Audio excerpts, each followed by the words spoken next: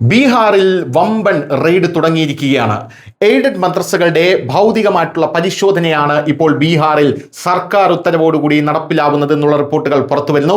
ബീഹാർ സർക്കാർ സംസ്ഥാന ധനസഹായത്തോടെ പ്രവർത്തിക്കുന്ന മദ്രസകളുടെ ഭൗതിക പരിശോധനയ്ക്ക് ഉത്തരവിട്ടിരിക്കുകയാണ്. 14 സർവകലാശാലകളിൽ പ്രോ വൈസ് ചാൻസലർ സ്ഥാപനങ്ങൾക്കുള്ള അപേക്ഷകൾ ക്ഷണിച്ചു. സ്കൂൾ ഉന്നത വിദ്യാഭ്യാസ മേഖലയിലുടനീളം മേൽനോട്ടം കർശനമാക്കുന്നതിനും സുതാര്യത മെച്ചപ്പെടുന്നതിനുമാണ് സമാന്തര നീക്കങ്ങൾ ലക്ഷ്യമിടുന്നത് എന്നാണ് നിലവിൽ ബീഹാർ സർക്കാർ വാദം എന്ന് പറയുന്നത്. പക്ഷേ വലിയ രീതിയിലുള്ള പ്രതിഷേധം ഇതിനെതിരെ അവിടെ പൊട്ടിപ്പുറപ്പെട്ടിരിക്കുകയാണ്.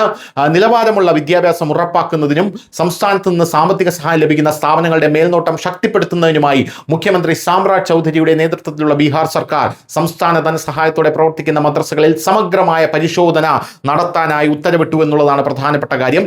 സർക്കാർ ഗ്രാന്റുകൾ ലഭിക്കുന്ന മദ്രസകളുടെ ഭൗതിക പരിശോധന നടത്താൻ എല്ലാ ജില്ലാ വിദ്യാഭ്യാസ ഓഫീസർമാർക്കും നിർദ്ദേശം നൽകിയിട്ടുണ്ടെന്ന് വിദ്യാഭ്യാസ വകുപ്പ് സെക്രട്ടറി വിനോദ് സിംഗ് ഗുഞ്ചിയാൽ പുറപ്പെടുവിച്ച ഉത്തരവിൽ പറയുന്നുണ്ട്. സംസ്ഥാന സർക്കാരിൽ നിന്ന് ശമ്പള സഹായം ലഭിക്കുന്ന ജീവനക്കാർക്ക് ഈ സ്ഥാപനങ്ങളിൽ ഗുണനിലവാരമുള്ള വിദ്യാഭ്യാസം ഉറപ്പാക്കുന്നതിലായിരിക്കും പരിശോധന ശ്രദ്ധ കേന്ദ്രീകരിക്കുക എന്നുള്ളതാണ് അദ്ദേഹം പറയുന്നത്. പക്ഷേ മദ്രസകളിൽ എന്ത് ഗുണനിലവാരമാണ് നിങ്ങൾ നോക്കാൻ പോകുന്നത് എന്നുള്ളതാണ് അവിടെയുള്ള മതമൗലികവാദികൾ ചോദിക്കുന്നത്. ഇത് മദ്രസകളെ നിരീക്ഷിക്കാനുള്ള നീക്കമാണ് എന്നാണ് അവർ പ്രധാനമായിട്ടും പറയുന്നത്.